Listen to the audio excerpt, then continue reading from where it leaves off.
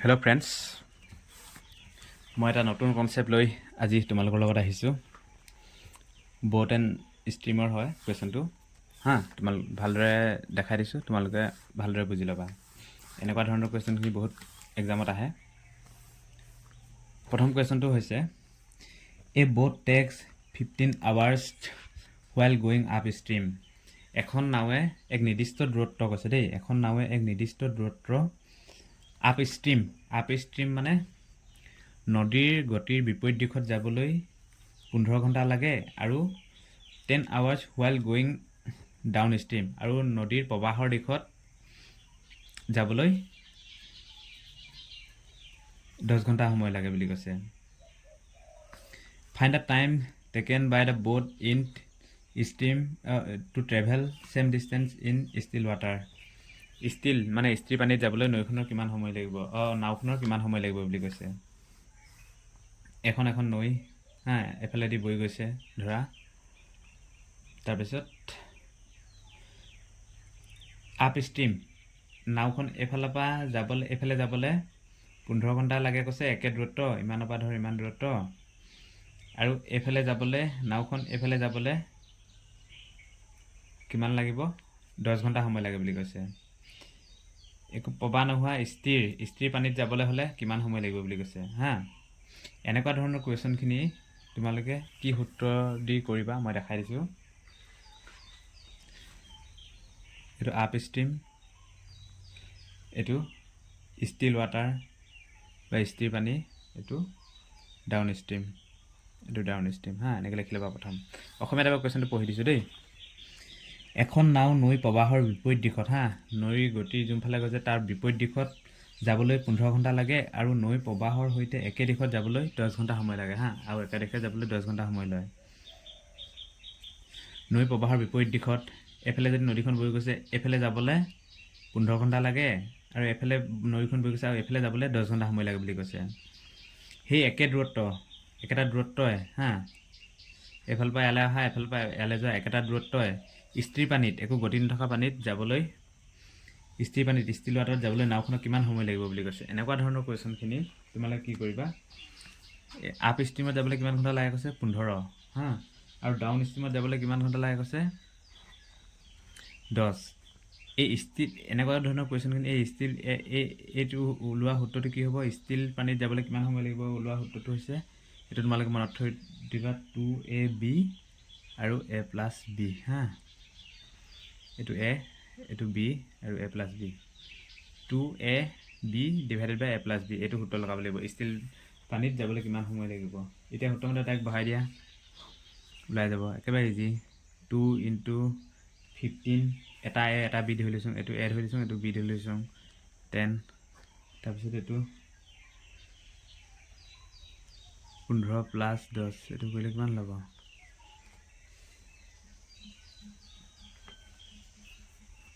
এইটো কিমান হ'ব, 25 যদি কাটাকাটি কৰোঁ,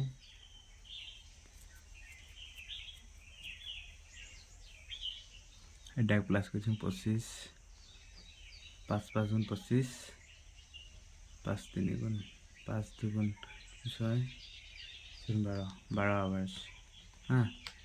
একেবাৰে ইজি, আকৌ এবাৰ বুজাই দিছোঁ মই। এনেকুৱা ধৰণৰ কুৱেশ্যনখিনি আপ ষ্ট্ৰীম ডাউন ষ্ট্ৰীম এনেকৈ লিখি ল'বা। 15 লিখিবা, 10 ডাউন ষ্ট্ৰীমত a এটা ধৰিবা, এটা b ধৰিবা। সূত্ৰটো এই ষ্টীল পানীত নাওখনে কিমান সময় লাগিব, এইটো ওলোৱা সূত্ৰটো, সময় উলিওৱা সূত্ৰটো স্থিৰ পানীত স্থিৰ পানীত বা ষ্টীল ৱাটাৰত ব'টৰ স্পীডটো কিমান হ'ব, এই ওলোৱা সূত্ৰটো এইটো 2ab আৰু a+b, এইটো সূত্ৰ দি ডাইৰেক্ট বহাই দিবা, এনচাৰ ওলাই যাব। ক'ৰ পৰা আহিছে কি আহিছে এইবোৰ ভাবি থাকিবলৈ নালাগে, ডাইৰেক্ট এইটো উলিয়াই দিলে সূত্ৰটো এনচাৰ ওলাই যাব। এতিয়া 2 নম্বৰ কুৱেশ্যনটো, এ ব'ট টেক্স 18 hours, 2 নম্বৰ সূত্ৰটো, a boat takes 18 hours to travel a certain distance upstream. এখন নাৱে আপ ষ্ট্ৰীমত মানে নদীৰ প্ৰৱাহৰ বিপৰীত দিশত যাবলৈ 18 ঘণ্টা সময় লৈ গৈছে। Ratio' of down stream to up stream is 3:2। Up stream আৰু ডাউন ষ্ট্ৰীমৰ ৰেচিঅ'টো 3:2। Find the time taken to cover same distance in still water. স্থিৰ পানীত যাবলৈ নাওখনক কিমান সময় লাগিব একে উলিয়াব দিছে কিন্তু ডাইৰেক্ট আপ ষ্ট্ৰীম আৰু ডাউন ষ্ট্ৰীমৰ হেৰিটো দি থৈ নাই দিয়া সময়টো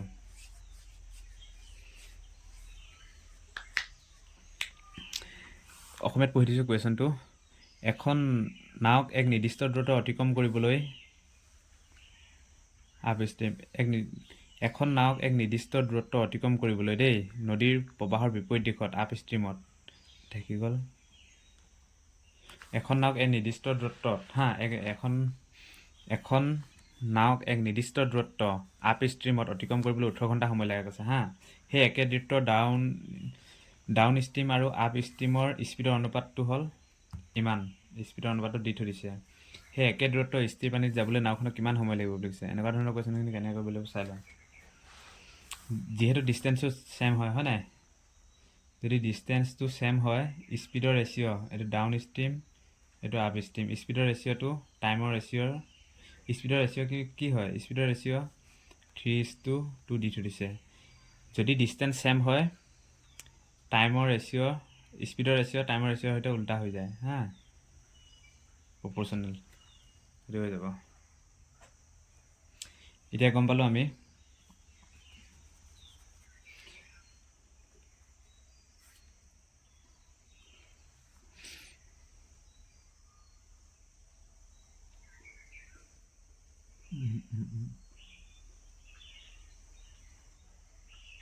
যদি ডিষ্টেঞ্চ ছেম থাকে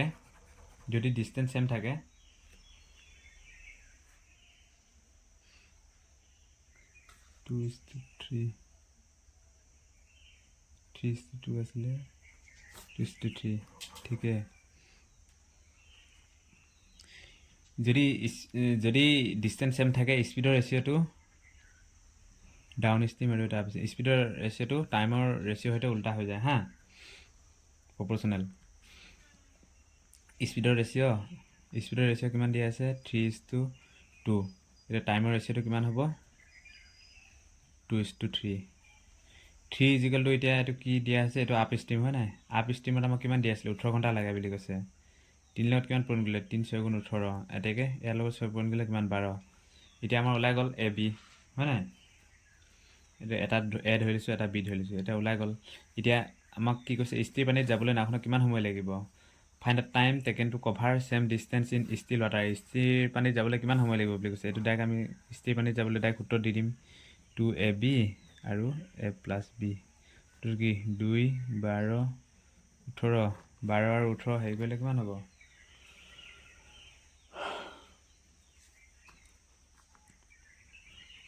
30 নহয় জানো এইটো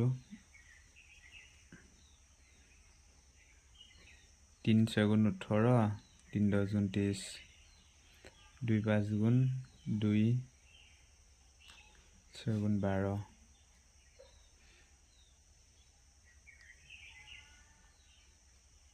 6 গুণ 34 18 দে কাটিছোঁ 3 10 গুণ 30 3 6 গুণ 18 তাৰপিছত 2 6 গুণ 12 2 5 গুণ 10 6 গুণ 34 এইটো যদি কাটো 2 6 গুণ 12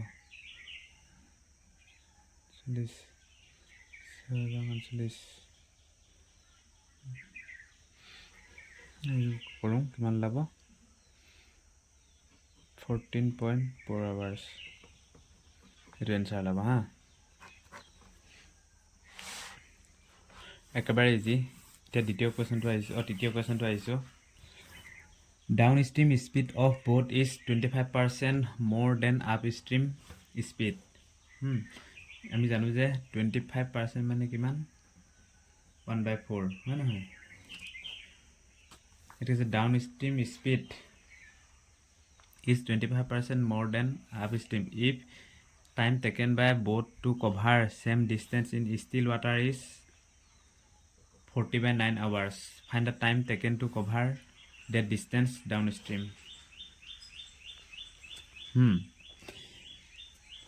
কুৱেশ্যনটো চোৱা নৈ প্ৰবাহৰ একে দিশত একে দিশত মানে ডাউন ষ্ট্ৰীমত নাওখনৰ গতি নৈ প্ৰবাহৰ বিপৰীত দিশৰ নাওখনৰ গতিতকৈ 25% বেছি কৈছে। মানে ডাউন ষ্ট্ৰীমত হেৰিখনৰ গতি ডাউন ষ্ট্ৰীমত নাওখনৰ গতি আপ ষ্ট্ৰীমৰ গতিতকৈ 25% বেছি কৈছে আৰু ষ্টিল ৱাটাৰত নাওখনৰ গতি কৰিবলৈ কিমান সময় লাগে কৈছে 40/9 আৱাৰ্ছ লাগে। Find the time taken to cover the distance ডাউন ষ্ট্ৰীমত যাবলৈ কিমান সময় লাগিব বুলি কৈছে। এইটো কুৱেশ্যন চোৱা এনচাৰটো কি হ'ব। যিহেতু ডিষ্টেঞ্চ ছেম ডিষ্টেঞ্চ ছেম হ'লে স্পীডৰ ৰেচিঅ' এইটো আপ ষ্ট্ৰীম এইটো স্পীডৰ ৰেচিঅ' কিমান হ'ব। স্পীডৰ ৰেচিঅ'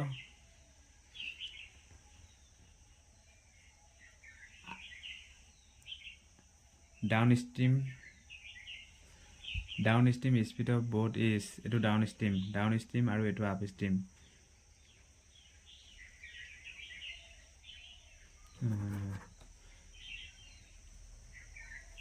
এইটো আপ ষ্ট্ৰীম এইটো ডাউন ষ্ট্ৰীম। আপ ষ্ট্ৰীমত যদি 4 লাগে ডাউন ষ্ট্ৰীমত কিমান লাগিব 4 + 1 5 25% মানে এতিয়াহে হৈ গ'ল। ডাউন স্পীডৰ স্পীড 25% মোৰ দেন আপ ষ্ট্ৰীম গৈছে সেইকাৰণে 25% মানে 1/4 হয় নাই। আপ ষ্ট্ৰীমত 4 যদি দিওঁ আৰু +1 সেইকাৰণে ডাউন ষ্ট্ৰীমত 5 হ'ব। মানে এতিয়া কি হৈ গ'ল ডাউন ষ্ট্ৰীমৰ স্পীড আপ ষ্ট্ৰীমত প্ৰতি 25% বেছি হৈ গ'ল হয় নহয়। এতিয়া টাইমটোৰ ৰেচিঅ'টো উল্টা হৈ যাব যিহেতু ডিষ্টেঞ্চ ছেম হয় নহয় 4 এইটো ওলাই গ'ল। এতিয়া কি উলিয়াব দিছে এটা আমি এ ধৰি ল'ম এটা বি ধৰি ল'ম। Find the time taken to cover that distance ডাউন ষ্ট্ৰীমত কিমান টাইম লাগিব সেইটো আমি উলিয়াব লাগিব হয় নাই। এতিয়া আমি এটা 5x 2 × এটা 5x ধৰিম এটা 4x এইটো 5x ধৰি লৈছোঁ এইটো হেৰি x এতিয়া 5x + 4x ধৰি দিলোঁ। ষ্টিল পানী এই সূত্ৰটো কি আছিলে ষ্টিল পানীত নাওখনৰ গতি উলিওৱা সূত্ৰটো নহয় জানো। সেইকাৰণে ষ্টিল পানীত কিমান হ'ব ষ্টিল পানীত 40/9 এইটো হ'ব এতিয়া 4 × 5 = 20 আৰু x² এইটো যদি কৰোঁ আমি কিমান হ'ব 40x² আৰু এইটো যদি কৰোঁ 9x এইটো হ'লে 4/9 এই xটো এইটো x কাটি দিলোঁ 9 কাটি দিলোঁ 40x = 40 হ'ল x = আমি কিমান পালোঁ 40/40 = আমি কিমান পালোঁ 1 হয় নাই। x = আমি 1 পালোঁ x যদি 1 পালোঁ এতিয়া কি কৈছে find the time taken to cover that distance ডাউন ষ্ট্ৰীমত নাওখনৰ গতি কিমান বি আছিলে বি ধৰি লৈছিলোঁ ডাউন ষ্ট্ৰীমত নাওখনৰ গতি কিমান 4x ধৰিছিলোঁ 4 হ'ব 1 = 4 = 4 হ'ব আনচাৰ।